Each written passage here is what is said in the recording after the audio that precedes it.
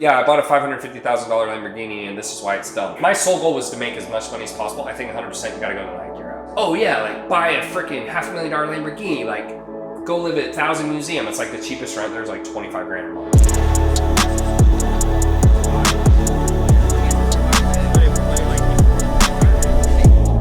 What's up, Chalk Nation? Out here in Miami with Tanner Chidester. We're actually in his apartment. This is actually a super cool place. Yeah, I just like it.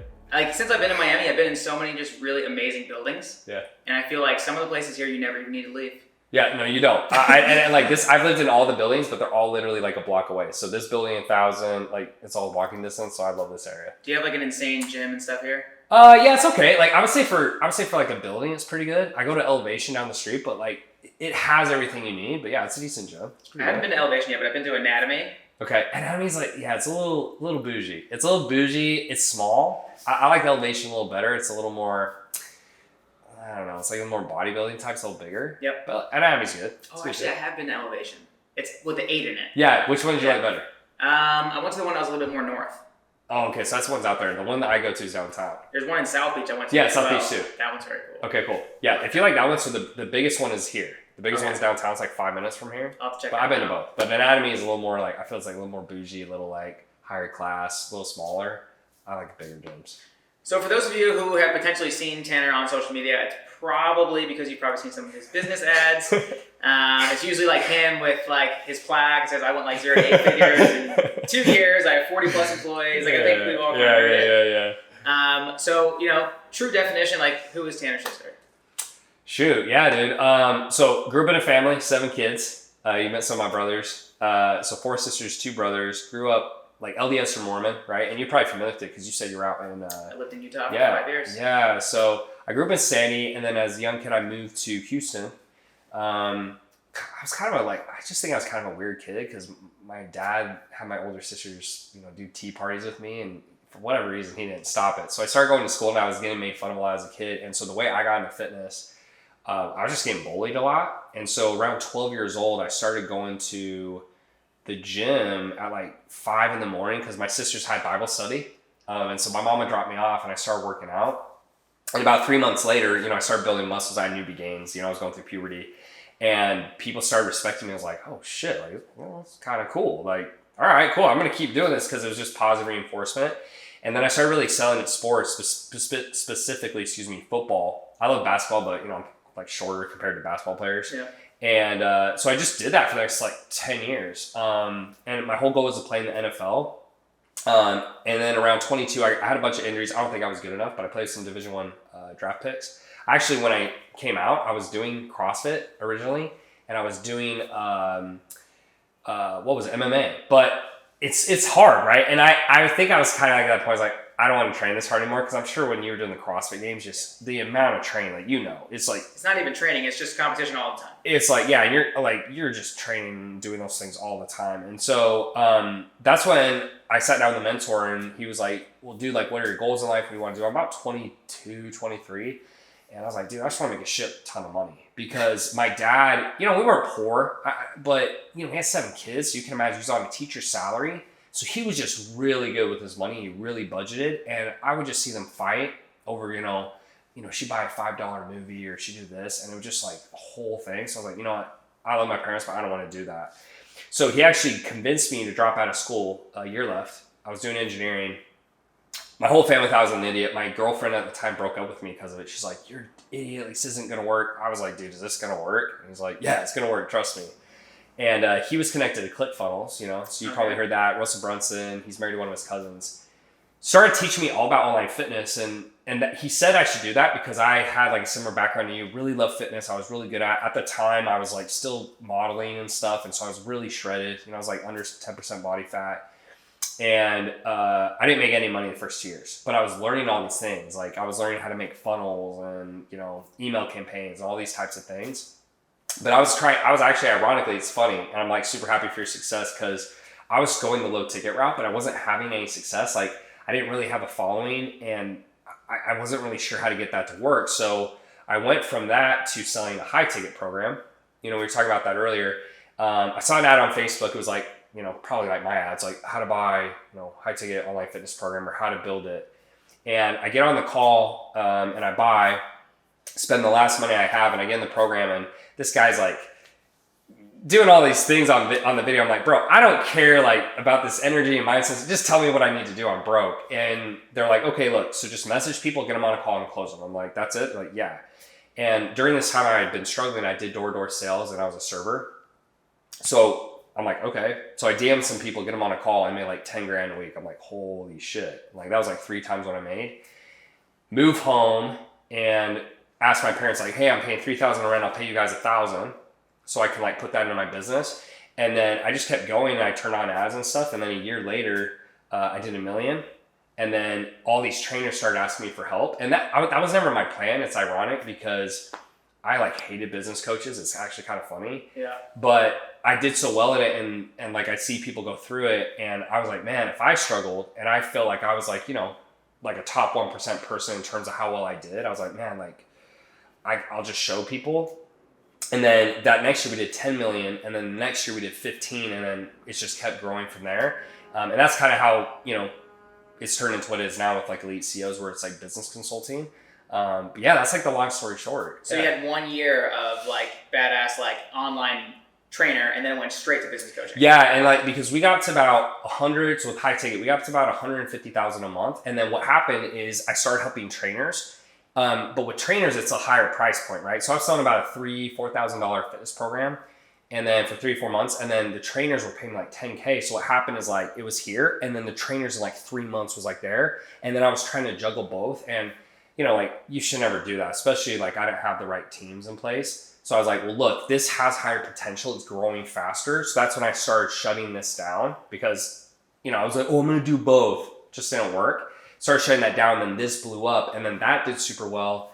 So then people outside of fitness were like, well, dude, like, can you help me? Like, I'm not in fitness. And so, you know, in hindsight, I might have done it different, but at the time as a young kid, you know, like growing my business, I was like, oh, like I just was following the money. And that was like the easiest path, or, you know, path of least resistance. So that's kind of how it happened. So knowing what you know now about business, you could definitely take these principles now and put them into your fitness business. Oh, yeah. And for sure have gone 300, 400, 500. I think so. So knowing that, if you knew all that and you were starting over again, would you ever switch to business, or would you just stay the course and just stay fitness? Yeah, I would have stayed because like what happened is I was doing high ticket, like I said, and then we started running into a wall. And so I was like, okay, we're running into a wall, so I need to pivot. Like I either need to start adding in low ticket products. I need to, you know, diversify like what I'm selling. And I just felt, I think at the time, like my knowledge was a little bit limited, and I knew it was going to be really difficult. I was like, man, like I don't want to have to build out all these new programs and all these stuff. Kind of like the stuff I see you doing that's kind of where I thought I would go because, you know, like if you can run ads and you can make some money up front, it changes things, right? Versus like I was spending, you know, money, but when people click my ads, they're not buying anything. And then I have to do all this lead generation. So yeah, 100%. Like if I knew what I knew now, I think I would have stayed in fitness because we always have this idea like, oh, the grass is greener on the other side. But then you just run into different problems. And I can tell you that just from like growing this company, it's like, you know, it's different problems, but it's still problems just the same. And like some of the benefits you have, I don't have, and some of the benefits I have, you won't. But yeah, I wish I had stayed in it. And I love fitness. Like I love fitness, you know? So like in some ways I'm jealous that you're still like doing it and like you're still crushing it, you know? I saw Brandon Carter earlier this morning. Yeah, he's here too. And I asked him the same thing. I said, hey, like knowing all that you know now, would you have stuck with fitness, or would you have done the business route? And he's like, oh man, I think he's like, I think I would have stuck with fitness too. And dude, you saw him. He's jacked. Yeah. I mean, he looks the part 100%. Like I don't look nearly the part I used to, but like he's a beast. But yeah, I think it's a great question. I think that's good for most entrepreneurs to understand because like a lot of times when we get stuck, we're like, oh, this is as big as this business can get, but we're not thinking holistically of like, okay, we need to add in a cold outbound team, or we need to add in a new product, or you know, we need to diversify like what we're selling. I don't know. Like there's always kind of a solution. That's how I do it. And like you even gave examples, like if these fitness companies are selling for 350 million, 250 million, you know, you said D-Shred's doing like 300 million a year, then it goes to show like you can do it. Yeah, it's definitely possible. Yeah, 100%. So along your journey so far, from the personal trainer route to the business route, what was it could be one thing, it could be three things. What are the biggest things that have actually slowed you down that were like mistakes. So like I have some things like, did you hire the wrong employees? Did you have the wrong belief system?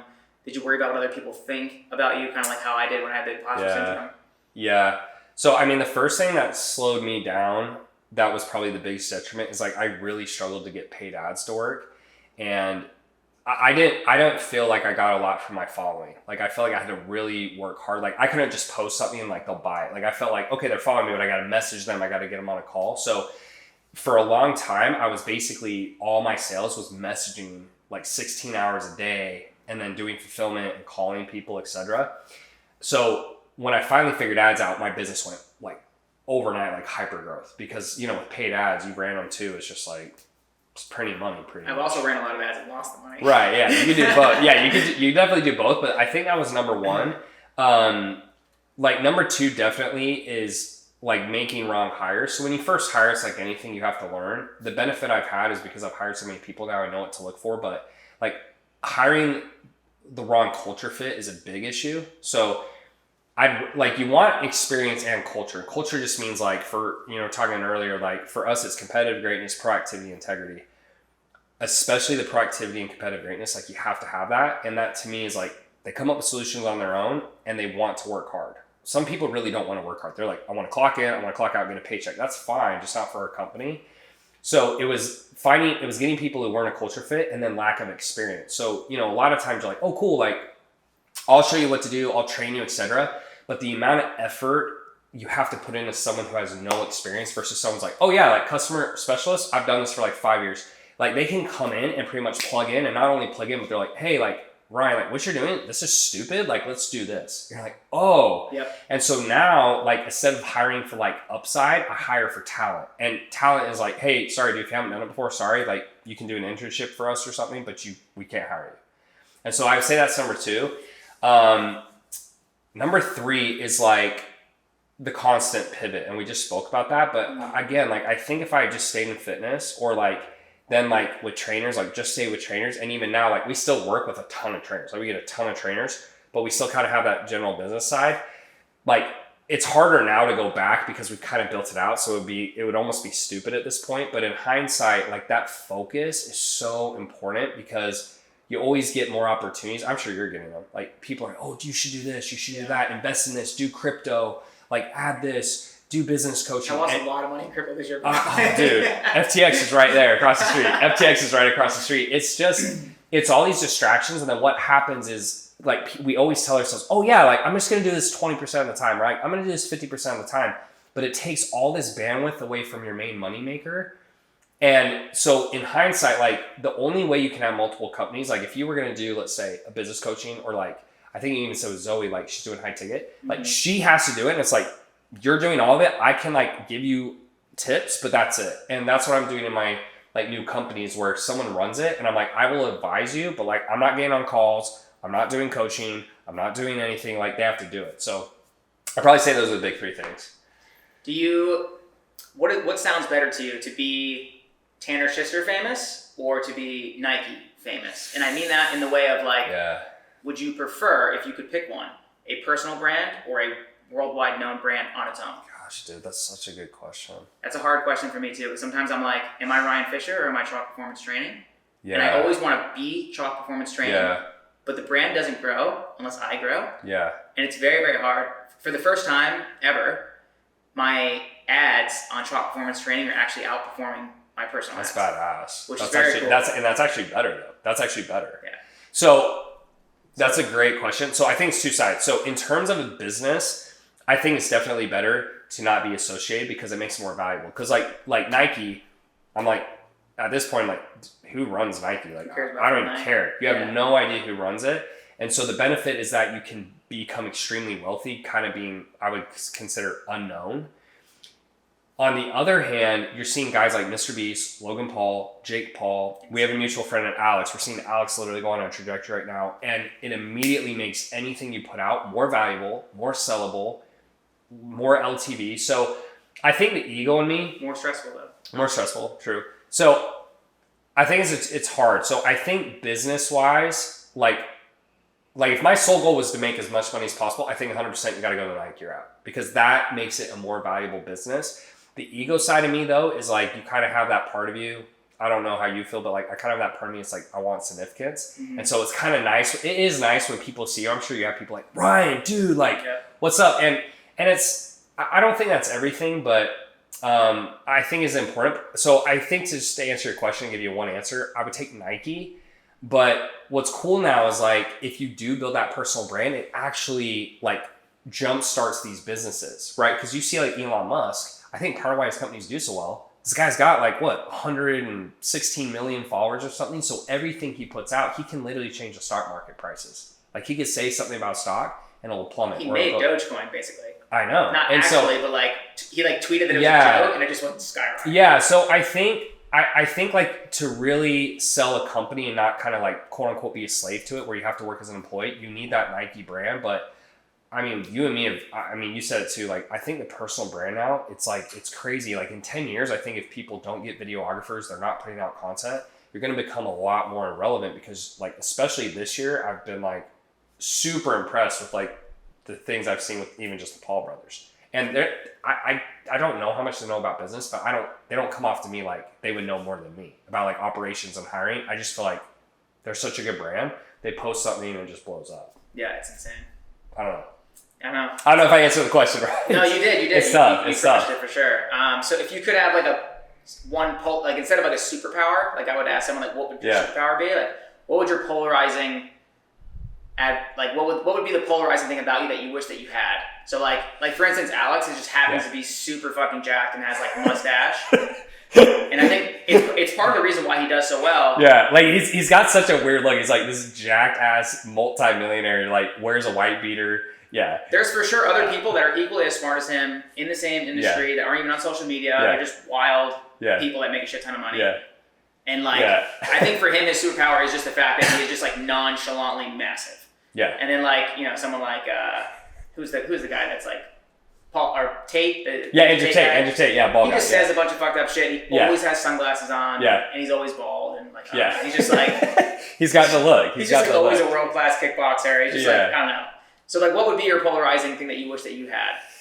Oh, dude, that's interesting. So like a couple months ago, we actually tried like this crazy haircut. I don't know if it did much. We actually still run the ad, and like we do get a lot of comments. Is it killing it? It is. It actually does well, and it's like it's funny because like I even made a video about my Lamborghini, and I thought it was stupid. I was like, yeah, I bought a $550,000 Lamborghini, and this is why it's dumb. And I made some comments about the car, and all these car fanatics were like, oh, that's wrong. And it was like, we saw it going viral live. Like I'm on a vacation and it's just literally like going insane. So I think it's hard to say, but I'm not sure what it would be, but it's definitely something that gives people an edge. Like even Ryan Pineda, he has like the purple hair and the green stuff. Yeah. So like, I think to answer your question, I don't think I would even care, but I think I definitely need something because like, if you have it, it definitely gives you an edge. I just don't know what that would be for me right now, and I haven't like put a ton of thought into it. But I'd be lying if I didn't think give you a competitive advantage. Yeah, I feel like everyone's trying to do something. I was in Las Vegas recently, and I was at the gym, and this kid came in, and he literally was wearing like a legitimate like chain that you get from like the junkyard. Like it's just this giant like a big ass chain. Yeah, and he had like a mohawk and stuff, and like he looked cool, but he looked like I'm trying so hard. Yeah, like and that's the thing. Like you can do something like the Island Boys. You can go crazy like that, but then I'm like. It's almost like the wrong attention where it's like, I don't know if I want people to look at me like, wow, you look like a freak. I almost like Alex is kind of like, oh dude, like he's wearing this weird thing. This dude's freaking jacked. I don't think it's like a bad connotation. So I think it kind of depends. Like I wouldn't want to do something so extreme that it's like, that's my whole look. Cause I look at the Island Boys. I'm like, man, like, do you really want to look like that? Maybe they do. I just personally want it. Like even like Michael Jordan had that weird mustache thing. Yeah. He almost like couldn't. Or Anthony Davis, right? He has the eyebrows, like the unibrow. And you almost can't get rid of it. Yeah. You know what I mean? So it's tough. Yeah. So I mean, I definitely think it'd be something to do, but I feel like I'd have to put more thought into it. And you also want to make sure it's like unique because you don't want to copy someone. Yeah. Like, you know, if you copy someone, it kind of takes the edge off of it. I had a big mullet for a while. Did you really? Not like one that hung down low, but I just had the side shaved, and I have super curly hair. So it was like this crazy. I'd have to see a picture. It's hard for me to picture you with a mullet right now. It was cool though, and like I think people liked it. But then for some reason, everybody started doing it, and I was like, I'm kind of over it now. All right. Yeah, I got rid of it. So what's something that you put in your business over the last couple of years that's helped you automate it a lot and taken a lot of stress off of you? It could be a software, it could be a person. Yeah, man. I would definitely say it's people. Like in my business, like we've done stuff like we've added in Go High Level. Like we actually moved our whole system. It was like CRM, by the way. Yeah, it's a CRM, guys. Move that over. But I think it's honestly people. I think like the biggest piece I added, and like we were talking about this, like my COO, dude, he's just amazing because like the whole thing I hired him for, when he came in, there was nothing he did that I couldn't do. Like I was building all my funnels, I was doing all the emails, the tech, but it was just like, dude, I'm so tired of doing this. Like I don't want to look at any more funnels and do this. So he just took all the operations off my plate. And he deals with it. So I could say it's like tech, but honestly, it's really him. And then he deals with it. So it allowed me to just like manage. Like I really feel the job as a CEO is like make sure your team's doing their job and then to push the product. So like you're putting out content, you're the face, you're doing podcasts like what we're doing. I really feel like that's the goal. So I would say it's my COO, but finding really good CEOs, I mean, it's like anything. It's like you just got to make sure they're the right fit and they're going to work really hard. You know? I can see that for sure. I remember when I first started following you, it was like before you went to Puerto Rico. Yeah, God. And then I remember watching you go to Puerto Rico. And I saw a shift where it was like, you know, because I'm good friends with Alex, and it's like, I saw you kind of like, I want to make a fuck ton of money. And then I saw you go to Puerto Rico, and then I saw you like, dude, I just really like living my life, and I like traveling, and I like all these things. Yeah. And then I feel like recently I saw you switch gears again, and you're like, fuck, I want to make a ton of money again. Yeah. So talk to me about what happened when you moved to Puerto Rico. Yeah. What made you kind of feel like, I like where I'm at right now, but then you moved back, which I think is from conversation mainly. It was with Alex, yeah. And then I think like, what made you want to skip gears and kind of go where you're, like, kind of like go to the next gear? Yeah. It looks like you kind of have a new gear now. Yeah, so I think, so the first reason I moved to Puerto Rico, for context, is like, I got hit with a massive tax bill, and it was like, this was the first year, I think it was like 2 years ago, and like, I didn't realize like all the stuff I couldn't write off, so this is when I started hitting $1 million months. And I was like, oh yeah, like buy a freaking $500,000 Lamborghini, like go live at 1,000 Museum. It's like the cheapest rent there's like 25 grand a month, right? So I'm living like $6-7 million penthouse, which is fine. I could afford it, but you know, it's like, it's like ridiculous. Like you don't need that. And so I get this tax bill and I'm like, holy shit. I'm like, I owe that much. And so it kind of pissed me off because I'm like you, like I'm working 16 hours a day. So I'm like, man, like, all this money I'm working for, I'm like, it just gets taken from me. So I kind of just was upset, for lack of a better word. So I'm like, fuck this. Like, I work all the time, so I don't need to be here. I'm just going to go to Puerto Rico, right? So I go to Puerto Rico. And it's close to here. It's close. It's 2 hours. So like, if you're going to do Puerto Rico, I will say this is probably the closest you can get and like make it work. So I go there, but what ends up happening is, you know, none of my friends are there. I'm coming back here every weekend. My girlfriend's here, right? And then it was really a conversation with Alex, and like, Alex actually influenced me in a lot of ways when I was going through a really tough time, which like he doesn't know. I think he knows now, but I don't think he knew at the time. And I was going through like a really tough time because I just felt like, what's the point of life? Like making all this money doesn't even matter. Like nobody cares. Like I was also having like just personal struggles with like people in my life, relationships. And then so like I had a call with him. He's like, bro, look, like at the end of the day, he kind of used that like his frame, right? He does the 80-year-old frame. And he's like, bro, look, like, if you die as a billionaire or you die as like, you know, 500 million or 100 million, is like, you're not going to look back and be like, oh shit, like I wish I made a little more money living in Puerto Rico. He's like, look, you're in your prime. Like these are going to be the next 10 best years of your life for some of them. He's like, just make more money. He's like, for lack of a better word, he's like, stop being a you know what and like come back and just make more money. And he's like, that's a better mindset anyways to like be around people who are doing bigger shit and making more money than like going to Puerto Rico where everyone's running away from taxes. He's like, it's just a better mindset for you. And he's like, ultimately, like you don't really want to be there. He's like, if there were no taxes, you wouldn't live there. So he's like, you shouldn't live there. And so that actually influenced me. I was like, you know, dude, you know what? You're right. And then I think the nail in the coffin was when I got my tax bill in Puerto Rico. Cause like everyone talks all this shit about legal stuff, but until you've done it, it's like, I feel a lot of stuff is inaccurate. So I got my tax bill, and it was going to be 50% tax at Puerto Rican level, 50% tax at US level. And they're like, oh, well, we can't move it all at once because this and that. And then you have to buy a house. And so it's one of two things. You either buy a really crappy house, right? And then you can rent, but you're not supposed to. The house you buy in Puerto Rico, you're supposed to live in. So then you you're kind of like going through loopholes and it's not really legal. Or two, you buy a really nice house, but the houses there went through the roof. Super expensive. So like Jason Capital was one of the guys who moved down there in 2015, and he got his house for $2 to $3 million. Now it's worth like $19 million. It's insane. So I'm like, so all the money I'm saving, I'm just buying a stupid house. So it's stupid. So that was my mindset with it. So I came back and I was much happier. Like I am 100% more happier here. In terms of like the switch again. So I think I've definitely found a balance where like I came to the realization like, well, why am I doing all this? Like if money doesn't matter and what we do doesn't matter. But I think like really what helped me was I sat down and I was like, I think like I just like this. Like, cause when I was poor, I was just running away from the pain so fast that I was like, I just got to make as much money as possible. I got to be rich, like, so I'm not poor. And then I finally was like rich, and then I wasn't worried about money. And I'm like, you know what? Like, I like business. And then that's why I was like, I do it so much because people ask me, why do you work all the time? Like, you don't need to work.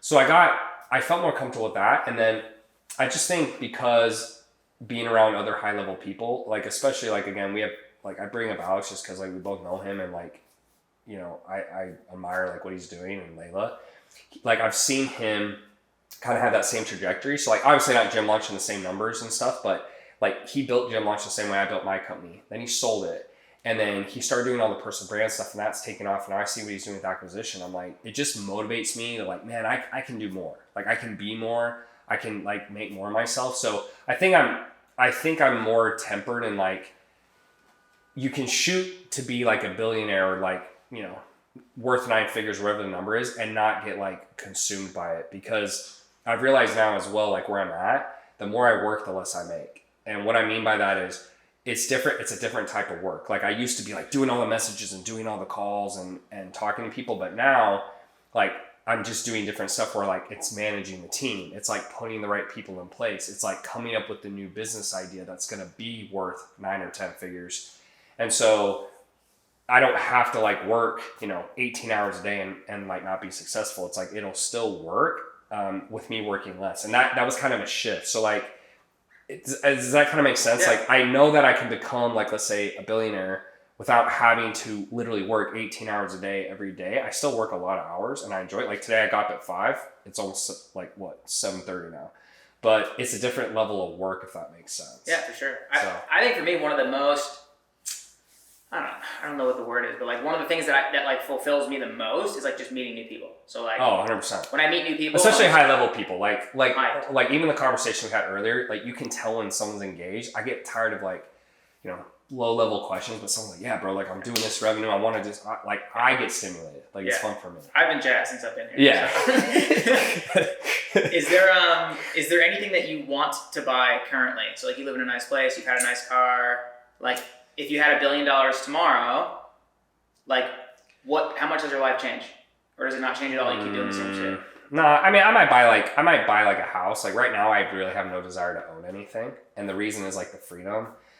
Like if I had $1 billion, I mean, maybe I buy a house, but that's it. Like even a car I don't want because like where I live in Miami, this area, it's not convenient. And so what I realized is I was buying a Lamborghini and I was like, this makes my life worse, like in every way. Less convenient, hard to park everywhere. People are scratching the rims of valet, right? People are sitting on it. And it's not a big deal, but it's just like, why did I buy this, right? And like, you have to make sure it's charged all the time. Same thing with a house. Like, I'm not against a house, but then it's like, okay, if I buy it, then I got to keep it up if I want to move. And especially with my life the last few years, like I went to Puerto Rico, I came back, you know, I like to travel. I kind of feel like that's like not a benefit. I feel like owning stuff, like the less I own, I actually feel more free. So dude, honestly, if I made $1 billion today, like I really don't think I'd buy much. And that's like the cool thing, because it's not about what the money can buy. I think for me, it's the growth. And I really get stimulated by, like I had a conversation with a girl named Kim Perrell the other day. She sold a company for 100 and 250 million. And the convo was like, it's just so high level. I just love it. And I just love being around people like that. So I think that's more the drive for me, because I think I used to be very money motivated, but especially like, again, just like talking to Alex, he's really helped me with that, because like me seeing him, it's a good example, because he's like 32, 33. He's 34, I think. 30, yeah. Okay. So whatever age he is, like I'm just turned 30. And so like I'm getting advice from older people and I'm like, bro, you're old, shut the fuck up. Like, yeah. Like, yeah, cool, dude. Like great advice. Like you're freaking old, like whatever. But like seeing him and him saying it to me, it's like, you have to listen, because like he's very successful. Like he's in shape, right? So it's like, okay, he works out. He understands like my background. He's busted his ass. He has a great business. He has an awesome life. So it just carries a little more weight. Like it's hard to like, I don't want to discount what other people say, but when you see someone who's like your age, who's like crushing it, who like is very wise, people look up to him, I kind of just feel like you kind of have to take what they say a little more to heart, because it's almost like dumb if you don't. Versus like, I love my dad, but I'm not going to go ask my dad for like business advice, right? Like that's just not his thing. But like with him, I feel like he's kind of going through the journey, and I can literally be like, oh my gosh, like I'm seeing this right in front of my eyes, and I'm literally texting him about it, and I can see it. So I don't really care about the money. It's just what I enjoy money is experiences. I bought a bunch of stuff, and like I think you're the same. Like I would much rather like spend money on like vacations and traveling and stuff like than that's how I am for sure. Yeah, like I don't care about that stuff because like no one else cares. And that's the hard thing is like you get all these massive things, you're like, oh yeah, everyone's gonna love it. And they're like, cool dude, like let me trash your house for a party, like all right, bye. Like they don't care. So I think I just like this place is a downsize for me. Like they can't see it on camera, but like the last place I lived in was 5,000 square feet. This is like 2,000. But I don't need it. It was just all this empty space I wasn't using. Yeah, I think of like if I had like so much money where it didn't matter, I'm like I would probably like ride my bike across the country. Yeah. I would go like fucking hike Everest. Like and like you do cool activities I like. Like I like that stuff. That's fun for me, especially if you have like a crew. That's like all you need. You don't need a bunch of stuff. And I think things a lot of times like we think those things will make us happy, but the reality too is like after 6 months, almost anything you buy is like old. Like a house, 6 months later. Doesn't matter. The Lamborghini I bought 6 months later, doesn't matter. Like nice shoes, clothes. And so I've just kind of like, okay, well then I don't really need to spend the money on those things. I'm just going to spend it on experiences. Yeah. So. I probably have a couple $100,000 in watches and I like don't even wear them. The only upside of that though is like you probably resell them for what you paid, right? I actually made money on all of them. Yeah. So as long as you're not going to lose money, I guess like that's fine. But yeah, like a lot of the other things, I will say I did cry for my Lamborghini because it went up in value a lot. I was gonna tell you. I bought it for like $550, and then it like I just saw they're selling for like $800,000, and I'm just like, that's my only regret. But I did break even, so I was like, was it the SVJ one? SVJ. Because that one's going for like up to like $1 million now. It's insane. But yeah. So basically, like I lost. So just so everyone on camera knows, I lost $500,000. So. Yeah. My friend has one in Newport. Yeah. I was very sad to see that. This is a very interesting question that I'm excited to hear you say the answer to. So if you were to tell one of your biggest competitors all of your strategies and how to instruct them to do so, would it matter at all? Ooh. So not only tell them exactly, like a big competitor? Sure. Like a big competitor or just like anyone? Like you're Coca-Cola and you tell Pepsi what to do. Not only do you tell them your plan, but you also tell them how to do it. Does it even matter? Wow. That's a great question. So I think it depends. So it depends how strong the brand is. I think Coca-Cola is like so far ahead that like Pepsi could like try to copy them. It's not going to matter just because Coca-Cola's brand is so strong.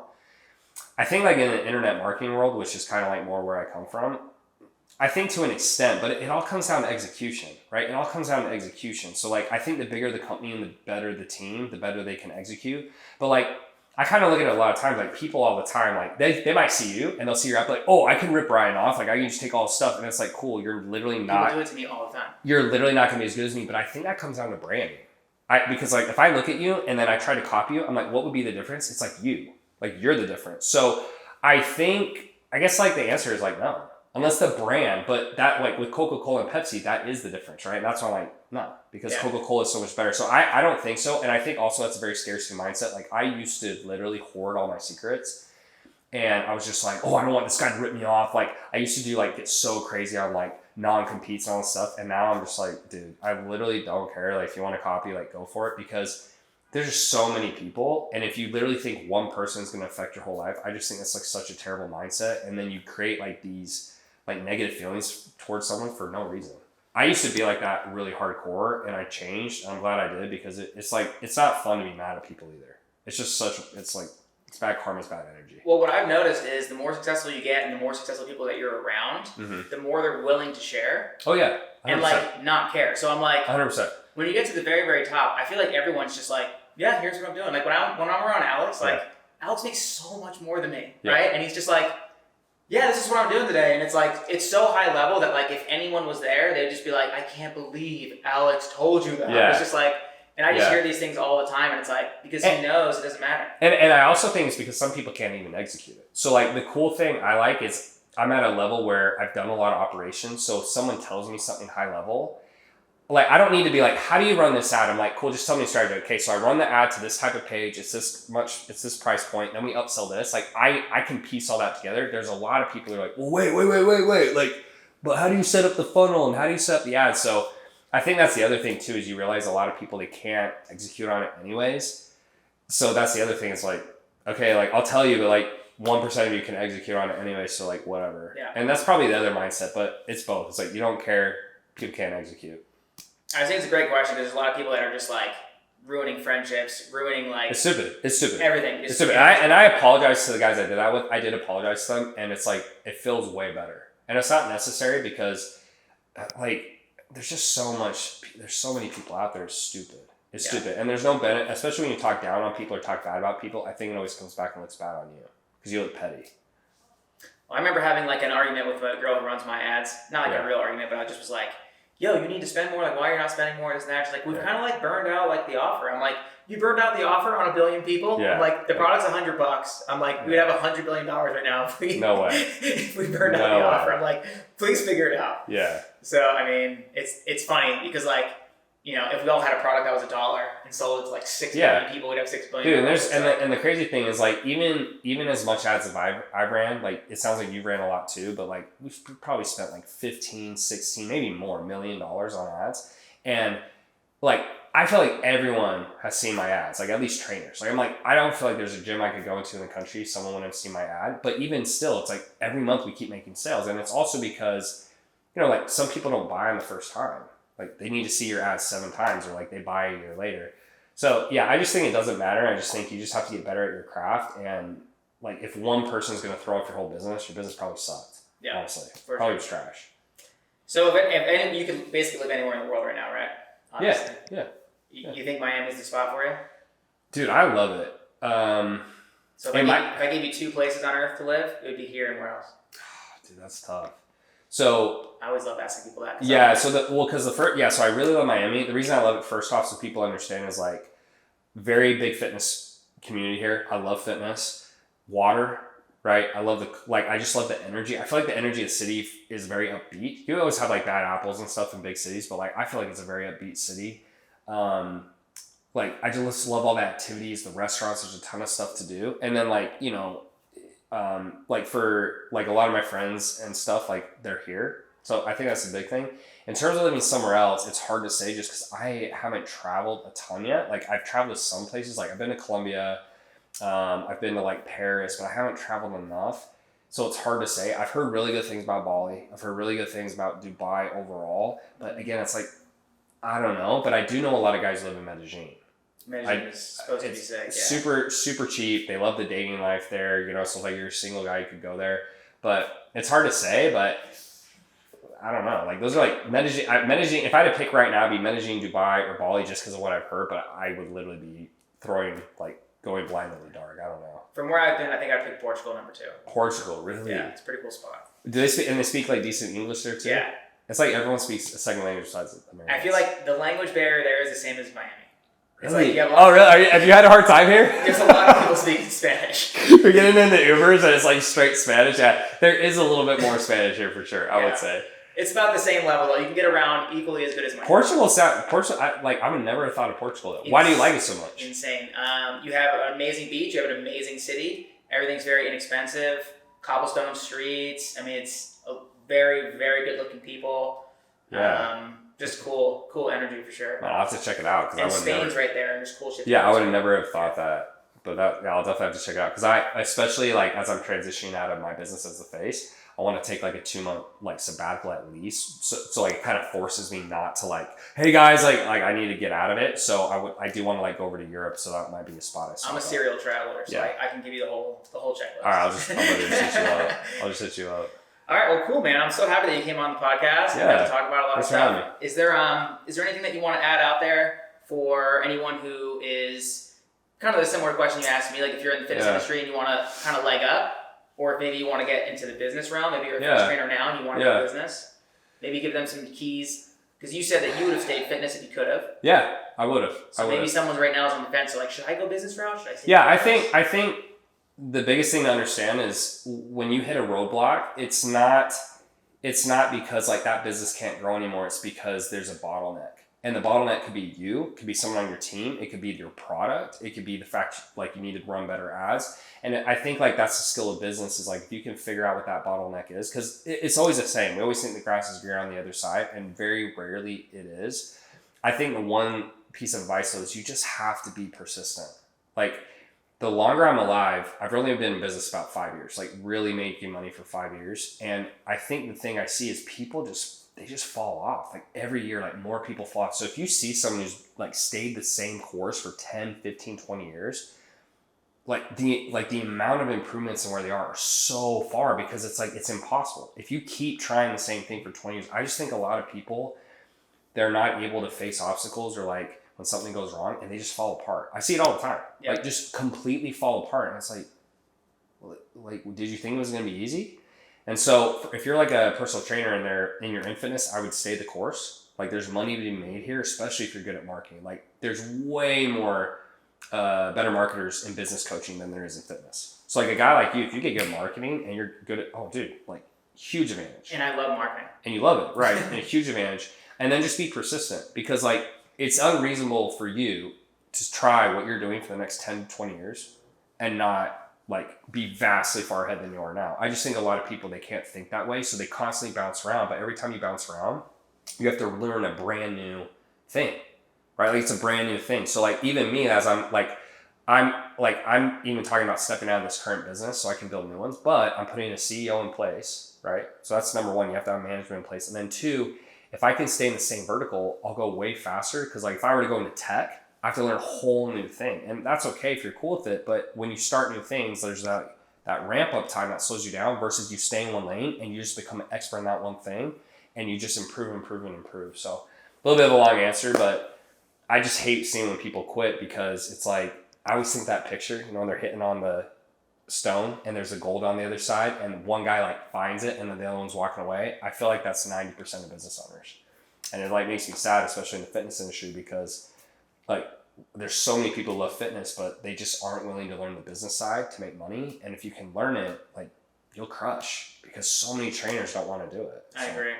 And I feel like a lot of the people out there are intimidated by people that they shouldn't even be intimidated by. Like they think they're making money. Like, yeah, the people you think are making money are broke. Yeah. Like they think they are because of their amount of followers. And guys, like that's, I guess to end on that note is like, you don't have to have a following to make money. You just have to know how to get eyeballs. And there's a lot of ways to get eyeballs, especially if you learn paid ads. Like, yeah, you can do it. You know, it's just a lot of people don't want to learn. I love that answer. Thank you so much. Yeah, thanks for having me, man. Chalk Nation, thank you guys so much. I'll see you guys next week. And this is Tanner Chidester. You can find him on Instagram at Tanner.Chidester. Spill the shit. Yeah, it's weird, man. Chidester.